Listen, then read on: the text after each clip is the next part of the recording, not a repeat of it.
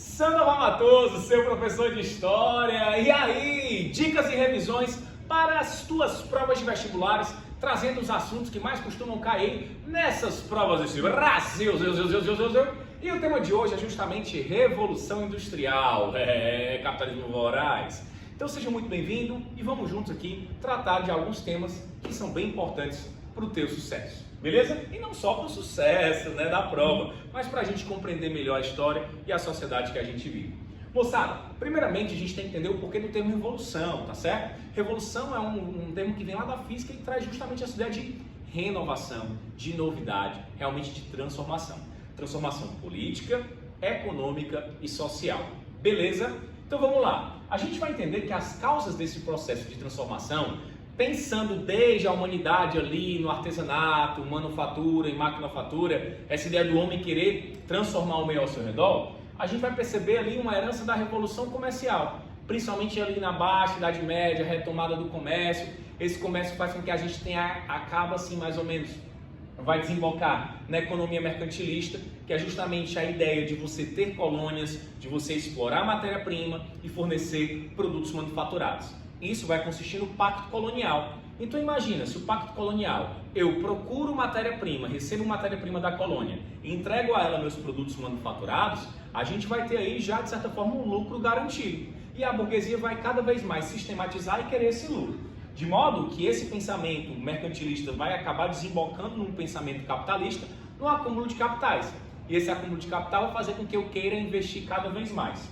O iluminismo e o cientificismo, eles também vão ser super importantes para trazer essa ideia da novidade, dos inventos. Então presta muita atenção aqui, tá? Porque essa ideia do iluminismo e do cientificismo vai colaborar com a construção, a produção de novas tecnologias, inovações, inventividade e por aí mais. E por que a Inglaterra vai ser a pioneira? A Inglaterra é a pioneira porque ela tem um processo político de revolução inglesa em que a burguesia agora ela toma o poder também e faz um acordo ali com a nobreza por meio da monarquia condicional. Então nós vamos ter leis favoráveis e um governo que vai investir.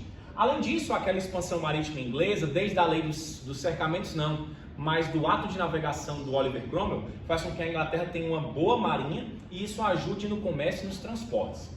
Além disso, a lei dos cercamentos. Presta muita atenção que a lei dos cercamentos ela é super importante, porque ela vai fazer com que a mão de obra, no caso o camponês que estava na região lá das terras, ele vá agora para as cidades, um movimento chamado êxodo rural.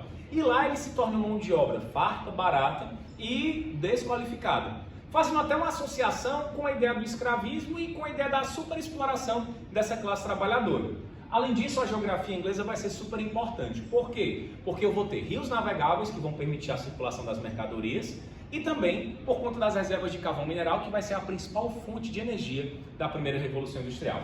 Isso faz com que a Inglaterra seja a primeira, e a primeira aconteça ali ainda no século XVIII, por volta de 1750, com a indústria têxtil. Show de bola? As transformações que vão ocorrer nesse período. Ora, máquina a vapor, o uso do ferro, a ideia do vapor também como energia, a locomotiva que vai ser um símbolo e também o telégrafo.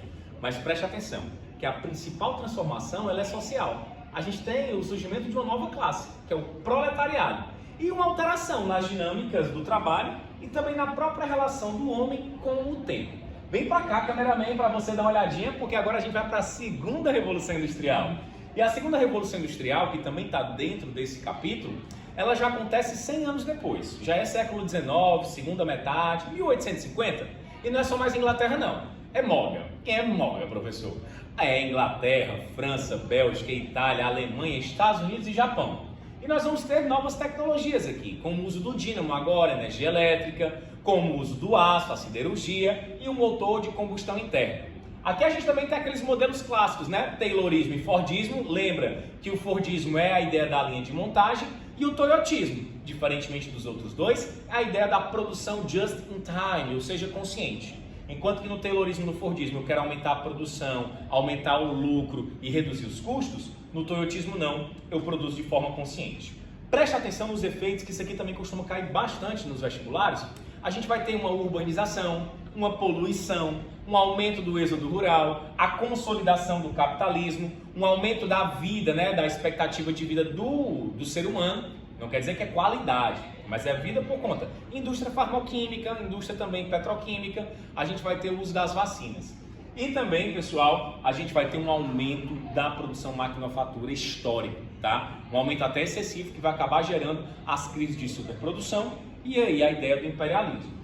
Isso tudo vai fazer com que a gente também tenha um impacto social. Um dos principais efeitos vai ser a exploração do proletariado pela burguesia industrial. Então a gente vai ter o surgimento do movimento operário, que significa o quê? Olha, a concentração dos meios de produção. Concentração, né? Oxi, ajeita aqui, menino. Ó, quem sabe faz ao vivo. Concentração começou. A concentração dos meios de produção, tá certo? Nas mãos da burguesia industrial e a exploração do proletariado. Isso tudo fez com que houvesse uma reação desse proletariado. Professor, que exploração é essa? É uma exploração que deixa a situação do trabalhador precária. Aumento da jornada de trabalho de 12 a 16 horas, baixos salários, inclusive se for mulher e criança recebe menos, e péssimas condições de trabalho insalubres. Isso faz com que eu tenha um proletariado bem deteriorado, né? Bem fraco. E aí então eles vão reagir. E essa reação se dá por alguns processos. O primeiro deles é o ludismo. Ned Ludd vai dizer que a culpa é das máquinas e vai promover uma reação com as próprias mãos. Os trabalhadores aqui vão destruir as máquinas, destruir a ideia das fábricas e realmente enfrentar os patrões. É um combate aos patrões, às fábricas e às máquinas. Violento. É claro que a reação deles também vai ser violenta. A importância é porque o ludismo é o primeiro. E aí é o movimento dos operários, tá certo? O cartismo é uma segunda tentativa. Eles vão utilizar a via política, por meio da Carta do Povo, dessa ideia de tentar encontrar alguns valores aí e princípios. Qual é o problema? O parlamento está todo tomado pela burguesia, eles não vão obter êxito. E por fim o sindicalismo, fazendo referência às antigas trade unions, em que você vai ter a ideia de tentativa de unir e organizar a classe operária, a classe trabalhadora, fazendo aí algumas campanhas que aqui então vai desembocar até nos dias de hoje, beleza? Vou lá de Revolução Industrial falar um pouquinho sobre esses aspectos. Vem comigo para mais dicas e revisão aí para os teus vestibulares, também os assuntos importantes para a nossa vida. Sandro Matoso, seu professor de História.